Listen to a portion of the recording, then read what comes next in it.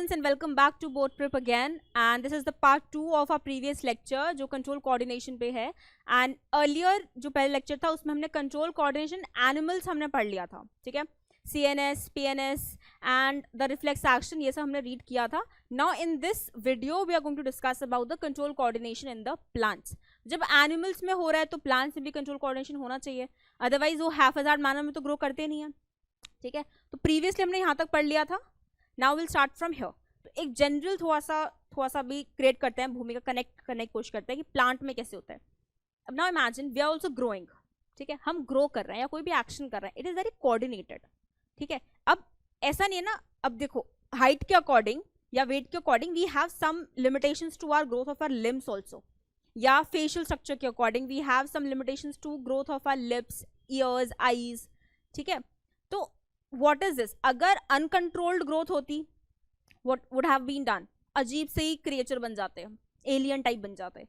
But we are not that. We have a structure, we have a design structure, set structure for it, ठीक है. कि 2 हाथ होंगे, 2 पैर होंगे, this is defined, numbers defined and length is also defined कि trunk तक इतना हाथ जाएगा, then we have the legs also, ठीक है. सिमिलर चीज हमारे प्लांट्स में भी होती है, ठीक है.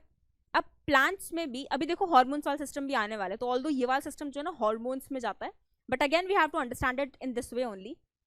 इसमें भी देखो जैसे नर्वस सिस्टम हमारे एक्शंस कंट्रोल कर रहा है, ऐसे ही इसमें भी कंट्रोल होगा, ठीक है. ऐसे ही इसके भी नर्व्स, इसके भी सेल्स वुड वर्क, वो रिएक्ट करेंगे किसी न किसी चीज पे.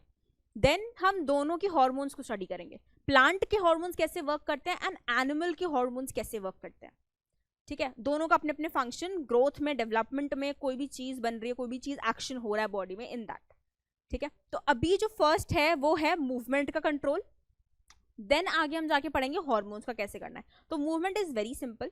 2 चीजें, ऑल्दो इतना लंबा पैराग्राफ लिखा हुआ है, उसमें से जो एक्सट्रैक्ट निकालना है ना वो इतना सही है बस, ठीक है. क्या चीज है यहाँ पे ये समझो आप. देखो मूवमेंट, जैसे मेरी मूवमेंट है, my limbs are moving, but plants move कर सकते हैं? नो, प्लांट्स आर ग्रोइंग, ठीक है. वो ग्रो कर रहे हैं, तो वही उनके लिए क्या है, मूवमेंट है, ठीक है. अब ऐसे तो विजिबल मूवमेंट तो प्लांट्स में नहीं होता, ग्रोथ होती है, ग्रोथ हमें दिख रही है कि ठीक है हाइट में बढ़ रहे हैं, विड्थ में बढ़ रहे हैं, इन सब चीजों का. Otherwise we can also see there are few of the plants जो किस तरीके से एक्ट करते हैं. अगर टच करते हैं, सबसे पहला एग्जाम्पल एनसीईआरटी में है कि अगर टच कर रहे हैं, छुई मुई प्लांट है तो टच करते हैं, उसकी लीव्स ना ऐसी होती है, बहुत छोटी छोटी सी होती है, ऐसे करके,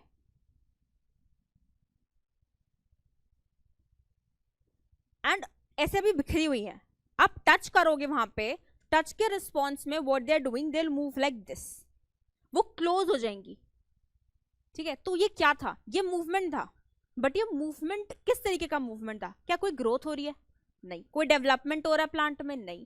वो बस एक टच को रिस्पॉन्ड किया कि अच्छा ये तो एक्सटर्नल स्टिमुलाई है, ये कुछ डेंजर हो सकता है मेरे लिए, तो आई जस्ट क्लोज, ये चीज. तो ऐसे बहुत सारे प्लांट्स होते हैं जो नॉट ओनली टच, जो किसी और स्टिमुलस को लेके रिस्पॉन्ड करेंगे, ठीक है. जैसे ये एनिमल्स में भी है, not only in the plants, animals में है.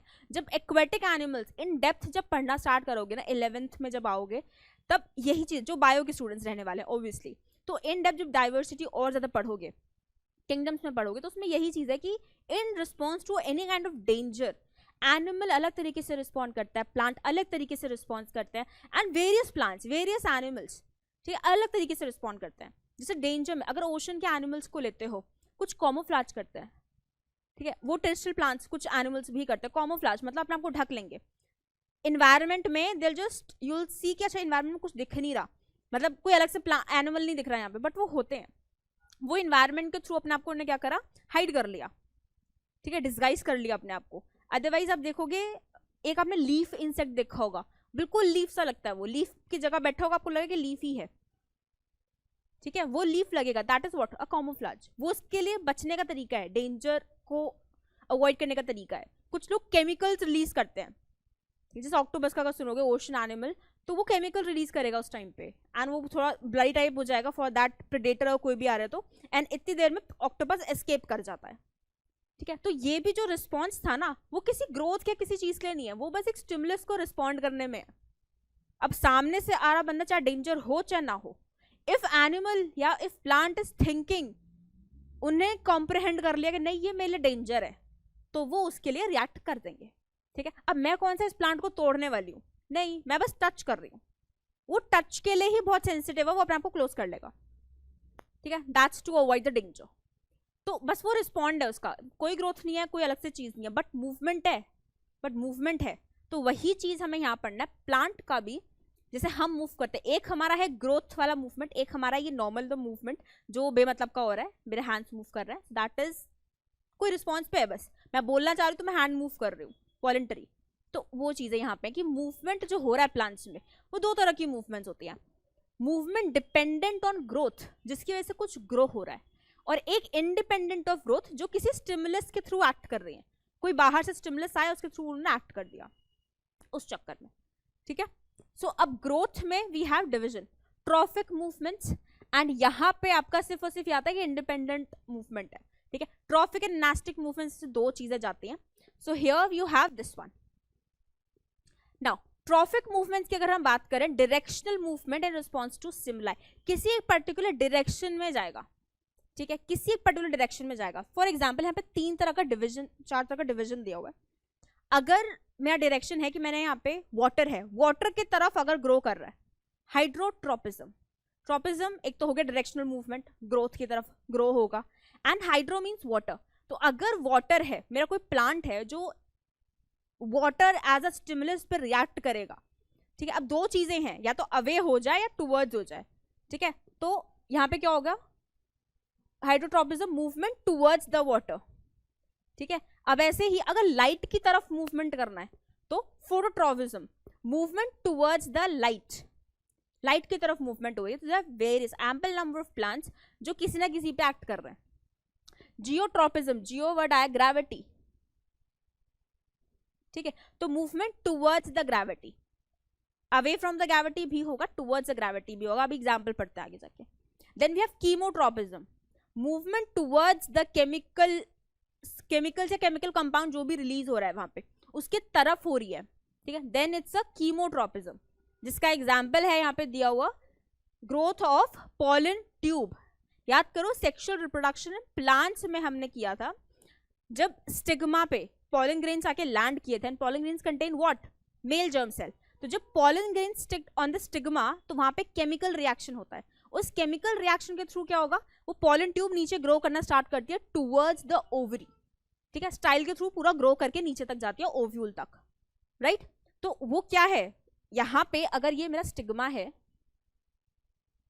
ठीक है, यहाँ पे पॉलन ग्रेन था, यहां से इसे ग्रो करना है, तो अब ये ग्रो करके नीचे तो जा रही है टूवर्ड्स, यहीं पे केमिकल, उनके मीटिंग पॉइंट पे केमिकल रिएक्शन हुआ, वो उसके टूवर्ड्स ही जा रही है तो अपना रास्ता बनाती जा रही नीचे, इट्स टूवर्ड्स केमिकल। तो यही यहाँ पे एग्जाम्पल आपको इतने से बड़े से पैराग्राफ में दिया हुआ है, वो मतलब सिर्फ इतना सही है। फर्स्ट ऑफ ऑल एक तो डायरेक्शनल मूवमेंट हो गया, एक आपका ये हो गया, sorry, movement due to the growth, एक तो ग्रोथ के लिए हो रही है, एक इंडिपेंडेंट ऑफ ग्रोथ के लिए हो रही है, दो तरह का। पहले तो ये हुआ, देन एक ये हुआ ट्रॉफिक मूवमेंट्स, डायरेक्शनल मूवमेंट्स होती हैं in response to a stimuli. तो ये होती हैं बहुत सारी हमारी डायरेक्शनल मूवमेंट्स। फोटोट्रोपिज्म लाइट के लिए, वो लाइट की तरफ ग्रो कर रहा है। हाइड्रोट्रोपिज्म, हाइड्रो मतलब वाटर, वाटर के टूवर्ड्स ग्रो कर रहा है। केमिकल, कीमोट्रोपिज्म केमिकल के तरफ कर रहा है, ठीक है। ग्रेविटी, जियोट्रोपिज्म ग्रेविटी की तरफ कर रहा है। अब इसका एग्जाम्पल सुनो कैसे कर रहा है, ये रहा एग्जाम्पल। फोटोट्रोपिज्म, अगर मेरा प्लांट है, सारे प्लांट्स को सनलाइट नीडेड है, बट एक होता है सनलाइट तो मिल रही है बट हम ग्रो तो ऐसे ही करेंगे, सीधा ही ग्रो करने वाले। एक आ गया कि ये नहीं, I am dependent on the sunlight, मैं तो इसके तरफ ही जाऊंगा, मेरा डायरेक्शन जो है वो सनलाइट की तरफ फोकस होगा। तो अगर सनलाइट मेरे लेफ्ट हैंड साइड से राइट हैंड साइड से आ रही है तो मैं राइट हैंड साइड ग्रो करूंगा, हेड टूवर्ड्स इट। तो ये इस तरीके से डायरेक्शन चेंज कर लिया। This plant, this particular plant is showing what, phototropism, ठीक है। It's a directional movement, and what kind of directional movement, a phototropism, light की तरफ मूवमेंट हो रहा है, ठीक है। ऑल्सो क्या है, ग्रोथ वाला है, तो मतलब this is the movement dependent on growth, ठीक है। Then you have thigmo, okay, thigmotropism फिर आपका वही आ गया कि टच के थ्रू होता है, तो वो it's not a growth one.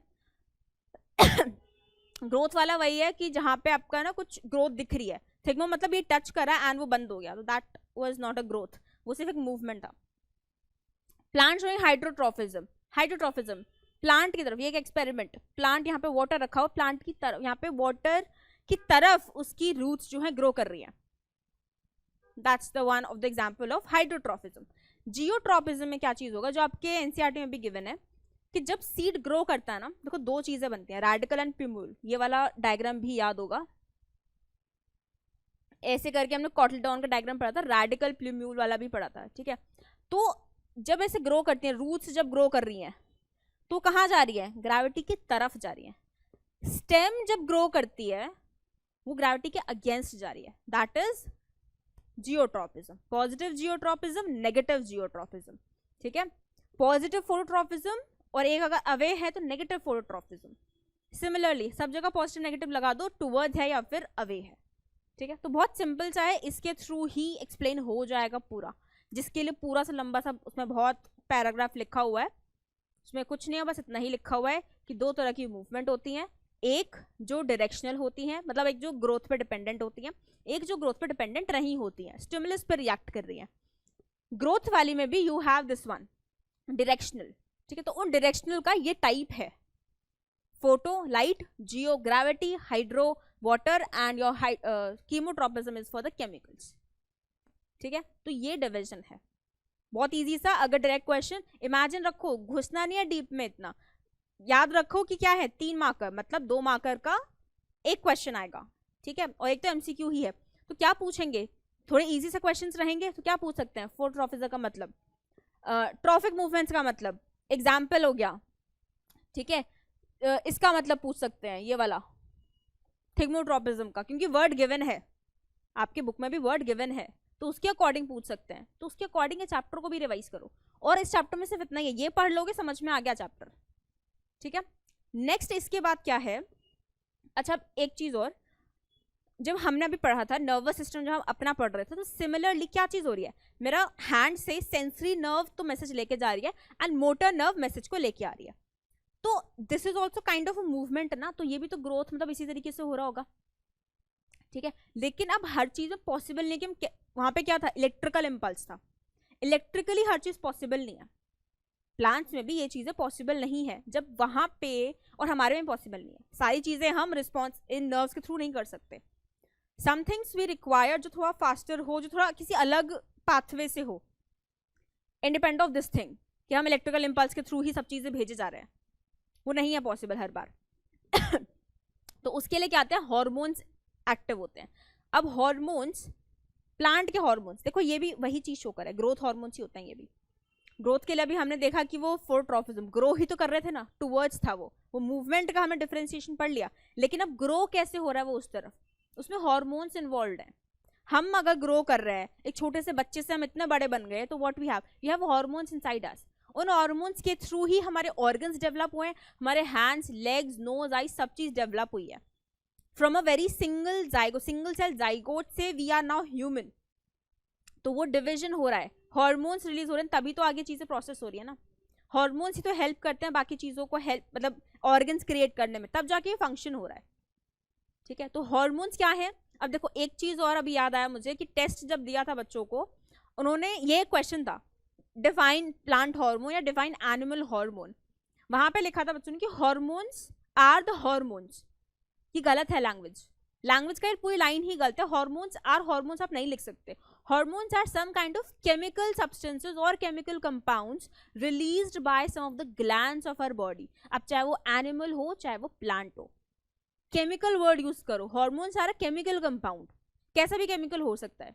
अब यहाँ पे प्लांट्स में अलग तरीके का केमिकल प्रोड्यूस हो रहा है, वो अलग हॉर्मोन्स है, हमारे अंदर अलग केमिकल प्रोड्यूस है, तो वो अलग हॉर्मोन्स है, ठीक है। बट हॉर्मोन्स आर हॉर्मोन्स नहीं लिखना, समझो कि वो क्या चीज है, hormones are a chemical compound, so these are the chemical compound. अगर मैं प्लांट हॉर्मोन्स की बात कर रही हूँ, तो they are chemical compound produced inside the plant for a specific function obviously, ठीक है। उसके बाद आगे का प्रोसेस में आओ, एक लाइन में ये डेफिनेशन खत्म हुआ, लेकिन हॉर्मोन आर हॉर्मोन मत लिखो, hormones are a chemical compound लिखो, ठीक है।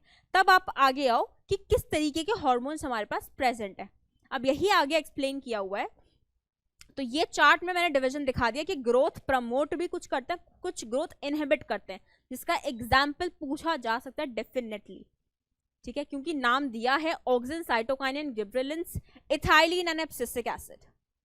ये आपके प्लांट हार्मोन्स हैं, इनका फंक्शन एक एक दो दो फंक्शन तो पता होना चाहिए, वही पूछेंगे, वरना एग्जाम्पल आपका फंक्शन देके आपसे ये पूछ लेंगे कि किस प्लांट हार्मोन का फंक्शन है, ये तो पता होना चाहिए। ठीक है, अब डिवीजन कैसे करा है, कुछ तो ग्रोथ में हेल्प कर रहे हैं, चाहे वो वर्टिकल ग्रोथ हो, चाहे वो विड्थ वाइज ग्रोथ हो, चाहे कैसी भी ग्रोथ हो, पर ग्रोथ में हेल्प कर रहे हैं।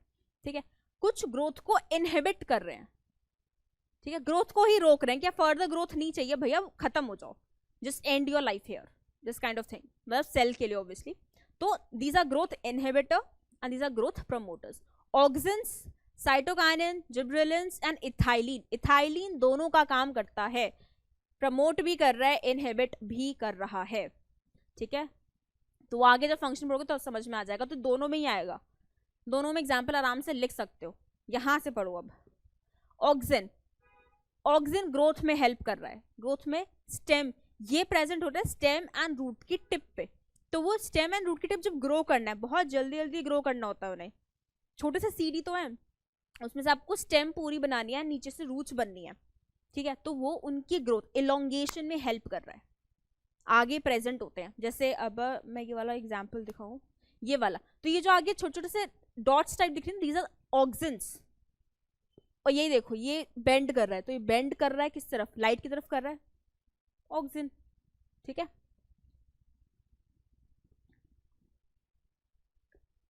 Synthesise in the young tip of the roots and shoots, shoot tip root tip पे प्रेजेंट होते हैं, diffuses towards the shady side of the plant which stimulates the cells to grow longer resulting in bending of the shoots towards the light. ये वाला NCERT में भी given है, और ये हमारे टेस्ट सीरीज के एक क्वेश्चन में भी आया है जिसमें बच्चों ने गलत किया है।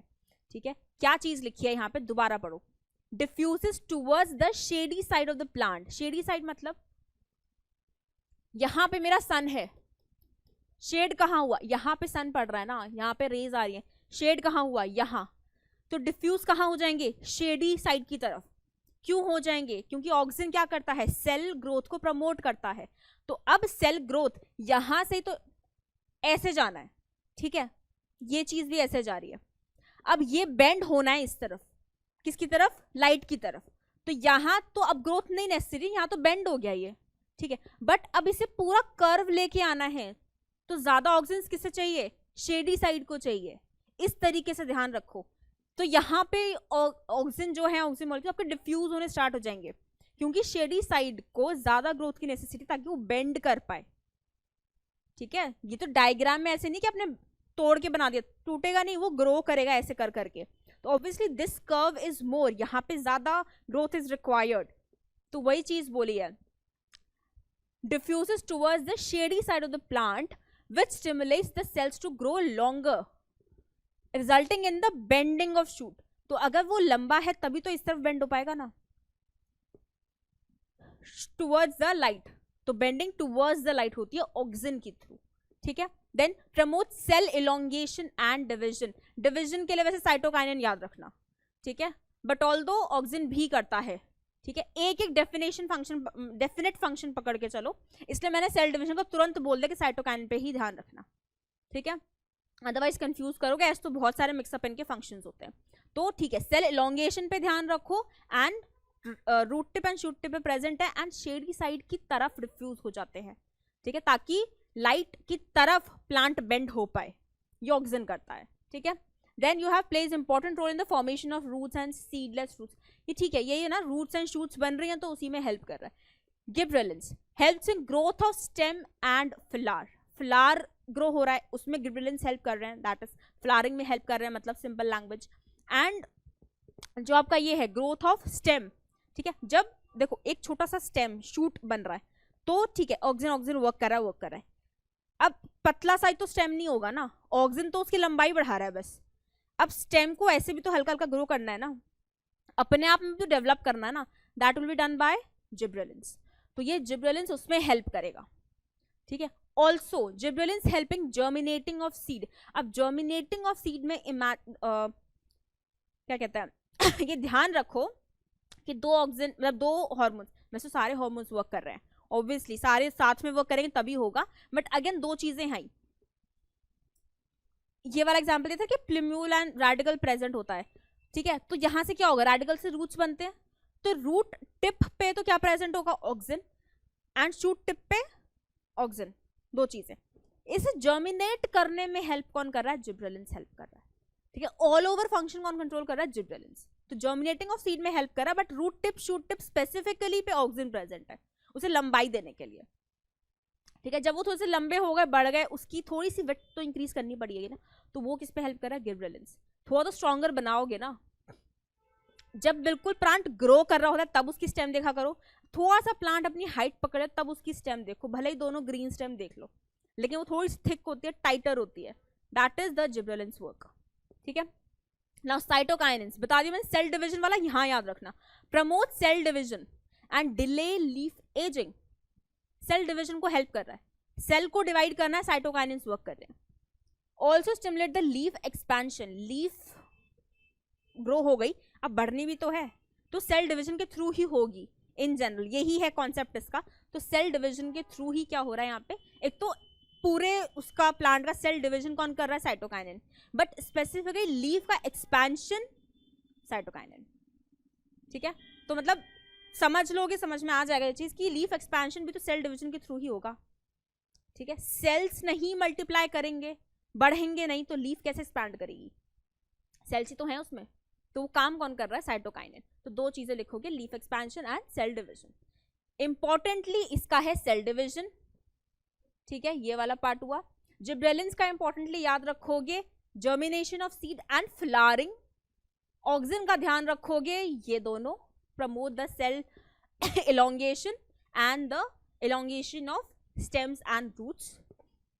एब्सिसिक एसिड एंड इथिलीन, इन दोनों को हमने किस में रखा था, इथिलीन तो खैर दोनों में है, प्रमोट भी कर रहा है और स्टॉप भी कर रहा है। Abscisic acid is the only one जो रिस्ट्रिक्ट करता है ग्रोथ को, बाकी सब ग्रोथ में हेल्प कर रहा है।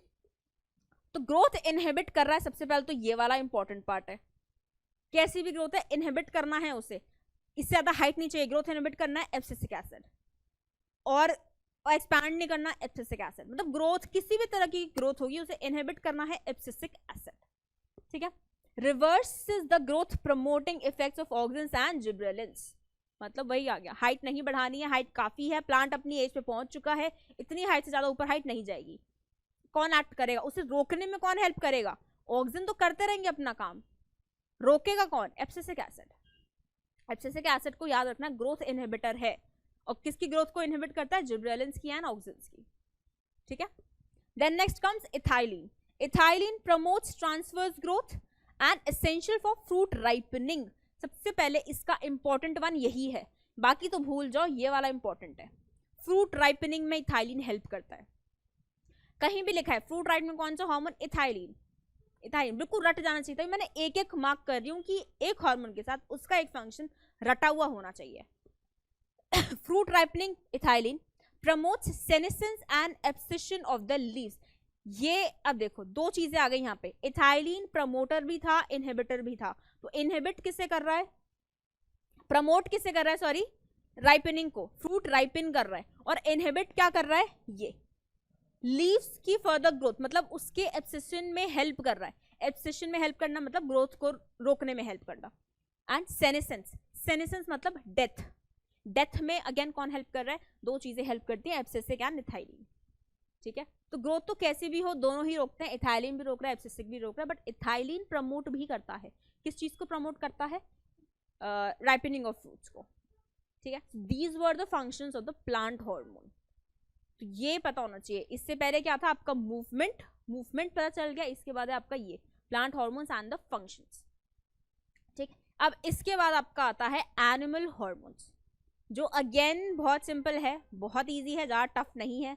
Just give me 2 minutes, I just drink water, और उसके बाद will start with this plant hormone also, ठीक है। तब तक ये वाला डायग्राम आपकी उसका ही है, बुक का ही है, just go through it once again, क्योंकि ड्रॉ करने को तो नहीं आएगा ये वाला, बट हाँ ये रहेगा कि आपको पता होना चाहिए कहाँ से कौन सा आपका जो ग्लैंड है वो प्रेजेंट है, ठीक है। तो यहाँ पे जो हम हार्मोन्स की बात कर रहे हैं, will start with the glands first, exocrine glands and the endocrine glands, ठीक है। Just 2 minutes।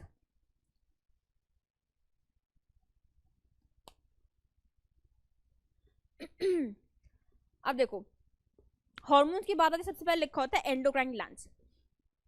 थोड़ा सा पहले और समझते हैं, हमारे बॉडी में we have internal organs and in organs also we have glands. We have types of glands, 2 types of glands, exocrine glands, endocrine glands. ठीक है, अब 2 ग्लैंड्स में डिफरेंस क्या है? पूरी बॉडी पे तो हार्मोन्स नहीं रिलीज हो रहे ना। अगर हम डाइजेशन की बात करें, we have some kind of secretions also, जैसे बाइल जूस प्रोड्यूस होता है, हमारे स्टमक में अलग से एसिड प्रोड्यूस हो रहा है, सिक्रीशन हो रहा है कुछ भी। कोई और भी ग्लैंड हमारा, वो भी पेंक्रियाटिक जूसेस बन रहे हैं, वो भी सिक्रीशंस हैं। ये हार्मोन्स तो नहीं है, ये सम काइंड ऑफ सिक्रीशन जो हेल्प कर रहे हैं, तो ये भी ग्लैंड्स के थ्रू ही सिक्रीट हो रहे हैं। अब ये जो ग्लैंड्स हैं जो जूसेस या केमिकल सिक्रीशंस प्रोड्यूस कर रही हैं, दोज आर एक्सोक्राइन ग्लैंड्स, जो जिसमें डक्ट प्रेजेंट होता है, जिसके थ्रू अपने सिक्रीशंस को टारगेट ऑर्गन पे डायरेक्टली दे देती हैं। ठीक है, बट व्हेन, उसमें केस क्या है कि अगर ग्लैंड यहाँ है, टारगेट ऑर्गन भी यही आसपास होना चाहिए जहां तक वो डक्ट जा पाए। ठीक है, बट अगर हमारी पूरी बॉडी में ही एक्शन करना है, फॉर एग्जाम्पल मुझे ग्रोथ प्रमोट करवानी है मेरी बॉडी में, वो किस तरीके से होगी? अब कोई डक्ट तो लगेगी नहीं मेरे अंदर कि नहीं ग्रोथ हो जाएगा एक बार में। It has to be diffuse to all over my body, पूरी बॉडी में ग्रोथ चाहिए ना मुझे, हैंड्स, लिम्स, एवरीथिंग। तो क्या होगा, वो पूरी बॉडी में क्या चीज हमारी फ्लो करती है? ब्लड। तो ब्लड के थ्रू कोई ऐसी चीज जानी चाहिए जो पूरे बॉडी पे वर्क कर जाए। दोज, तब जब ऐसा कुछ होता है तब वहां पे वर्क करते हैं हार्मोन्स, क्योंकि हार्मोन्स जिस ग्लैंड से रिलीज होते हैं वो ग्लैंड्स होती है एंडोक्राइन ग्लैंड्स, जिसमें कोई डक्ट नहीं होती है। वो केमिकली कुछ सब्सटेंस प्रोड्यूस कर रहे हैं जो कि हार्मोन्स होते हैं, एंड वो डायरेक्टली कहाँ जाके रिलीज होते हैं? आपकी ब्लड स्ट्रीम में। ठीक है, तो ये तो फर्स्ट ऑफ ऑल डिफरेंस पता होना चाहिए कि एंडोक्राइन ग्लैंड्स की बात हो रही है कि एक्सोक्राइन ग्लैंड्स की बात हो रही है। ठीक है, then will come towards the hormones. अभी हमें एक्सोक्राइन ग्लैंड्स के बारे में बात करनी ही नहीं है, मतलब जो डक्ट वाली ग्लैंड होती है उनकी क्या सिक्रीशंस है क्या नहीं है वो करनी ही नहीं है। एंडोक्राइन की बात करनी, क्योंकि हमें हार्मोन्स पढ़ना है अभी। ठीक है, तो हार्मोन्स क्या है? Chemical substance. अगेन, इससे पहले प्लांट के पढ़े थे, अब एनिमल के पढ़ेंगे। कोई पर्टिकुलर ग्लैंड होगा जो रिलीज करेगा, एंड देन उसका कोई टारगेट ऑर्गन, एंड देन उसका फिर फंक्शन। ठीक है, तो अब यहाँ पे we have this exocrine glands, endocrine glands. मैंने स्टिल एक चार्ट लगा दिया कि एग्जाम्पल से समझ लो, डिफ्रेंसिएशन समझ में आ जाएगा। बट अभी इस चैप्टर का अगर हम वेटेज का बात करें तो उसमें से ये क्वेश्चन नहीं आएगा। ठीक है, तो दिस इज द वन। ठीक है, एग्जाम्पल यहाँ पे दिया हुआ है, तो ये एक बार रीड कर लेना, मैं दोबारा रीड नहीं कर रही हूँ, मुझे सिर्फ एक लाइन बतानी थी। Ducted gland and ductless gland. Ducted exocrine, जो आपका सिक्रीशन डक्ट के थ्रू आपके टारगेट ऑर्गन पे देती है, एंड एंडोक्राइन जो डक्टलेस होती हैं, जो हार्मोन्स को डायरेक्टली रिलीज करती हैं ब्लड स्ट्रीम में, एंड वो ब्लड स्ट्रीम से पूरी बॉडी में चला जाता है। तो जो भी टारगेट ऑर्गन है वहां जाके वो एक्ट कर देता है। ठीक है, तो हम डायरेक्टली आता है यहाँ पे, मेन इंपॉर्टेंट हमारा यही है, हार्मोन कौन सी ग्लैंड से रिलीज हुआ and the function, this is the most important thing.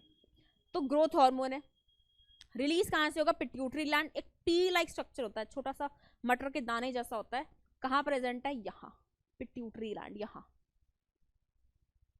Brain के पास। ठीक है, इसे मास्टर ग्लैंड भी कहते हैं, क्योंकि सारे हार्मोन्स जितने ही बॉडी में जो भी ग्लैंड्स हार्मोन्स रिलीज करी वो इसके थ्रू करती है। पिट्यूटरी बताता है उन्हें, तो pituitary is a master gland. ठीक है, ये बाकी हार्मोन्स को भी हेल्प करता है, चाहे वो आपका जितने भी थायराइड ग्लैंड हो, पेंक्रियाज हो, एड्रिनल हो, टेस्टिस हो, ओवरी हो, कोई भी हो। ठीक है, तो पिट्यूटरी याद रखना, ये मास्टर ग्लैंड भी है। अब यहाँ पे क्या लिखा है? ग्रोथ हार्मोन की बात थी, तो regulates growth and development of body. जब इन जनरल हम छोटे से इन्फेंट से जब हम ग्रो कर रहे हैं, अडल्ट बन रहे हैं, तो प्रॉपर एक ग्रोथ हो रही है ना, तो क्या रिलीज हो रहा है? Growth hormones. कौन रिलीज कर रहा है? Pituitary gland. अब पिट्यूटरी ग्लैंड रिलीज कर रहा है, तो अब इमेजिन कि अगर सपोज ग्लैंड ने ढंग से वर्क नहीं करा या whatever was the reason, growth hormone proper quantity में नहीं रिलीज हुए, या तो कम रिलीज हुए या ज्यादा रिलीज हुआ, तो क्या होता है?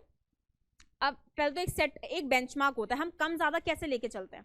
फॉर एग्जाम्पल, अगर मेरा कोई ड्रिंक है, मुझे 1 स्पून ऑफ वो चाहिए उसमें चीनी, ठीक है, 1 स्पून शुगर। अब मेरे लिए 1 स्पून इज अ बेंचमार्क। अगर उससे कम डाला है तो मुझे फीकी लगेगी चाय, या उससे अगर ज्यादा डाली है तो मुझे बहुत ज्यादा मीठी लगेगी। ठीक है, तो मतलब ज्यादा कम में 1 स्पून के बेंचमार्क से बताऊंगी।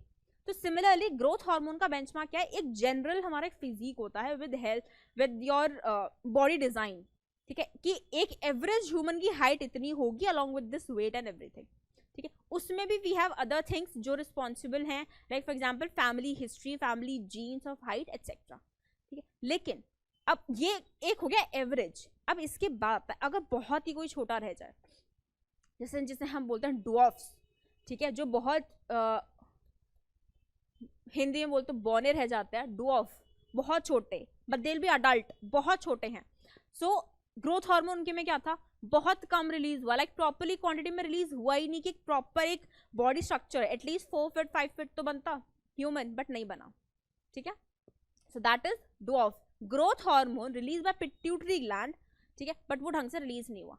अब अगर बहुत एक्सेसिव रिलीज हो रहा है, बहुत एक्सेसिव, ठीक है, एवरेज हमारी कितनी होती है 6.5 जो भी है, उसके बाद अगर 8 9 10 फीट तक अगर जा रहे हो, that is gigantism. Extra growth hormones release हुए हैं, एक्स्ट्रा ग्रोथ हार्मोन्स, जाइजेंटिज्म, ठीक है। तो ये सब अगर हम बात कर रहे हैं ग्रोथ हार्मोन की, रिलीज बाय सम ऑर्गन, उसका ये फंक्शन है, अगर वो फंक्शन ढंग से परफॉर्म नहीं हो रहा है, तो ये जो 2 केसेस बताए, this are the disorders. Disorders भी होने लगते हैं बॉडी में अगर एक पर्टिकुलर हार्मोन नहीं होता है रिलीज प्रॉपर वे में, तो ठीक है।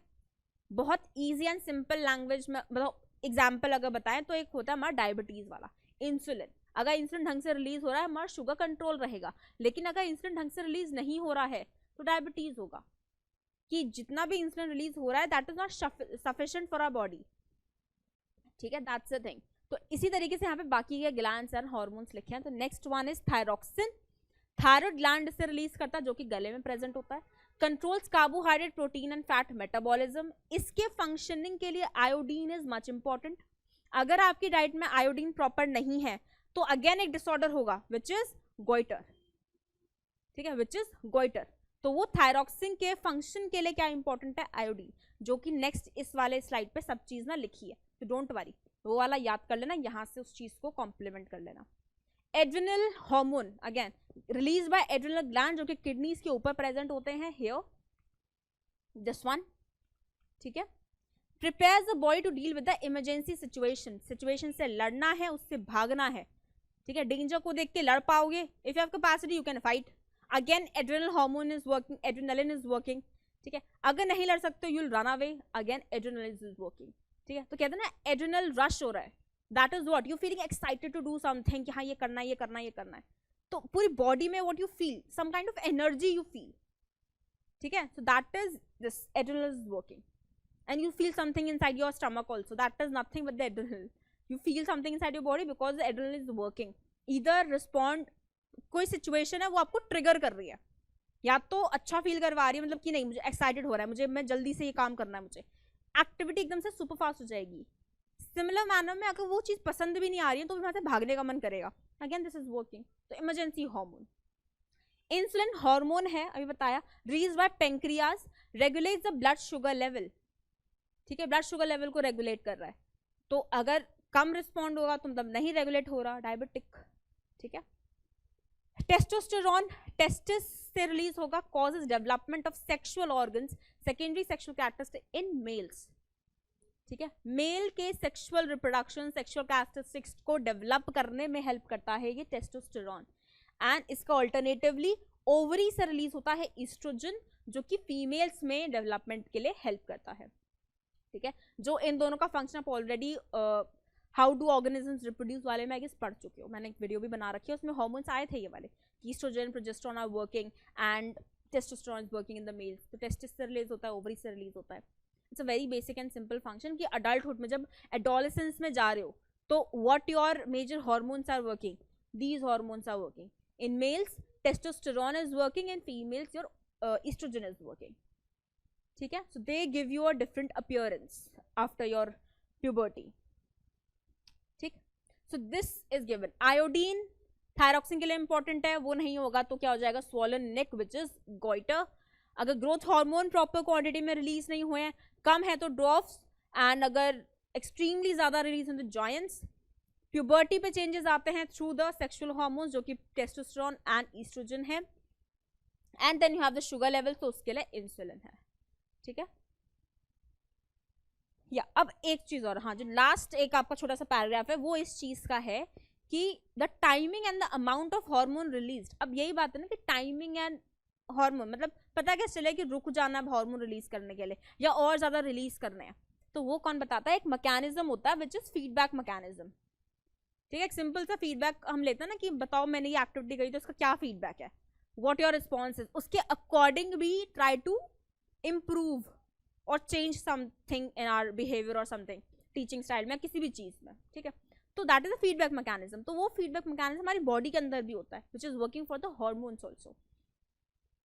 अब यहाँ पे कैसे वर्क करता है, ये एक छोटा सा एग्जाम्पल है जो आपके एनसीईआरटी में बिल्कुल भी नहीं गिवन है, बट मैंने यहाँ डायग्राम रख दिया है बिकॉज फीडबैक मैकेनिज्म समझ ही उससे आएगा।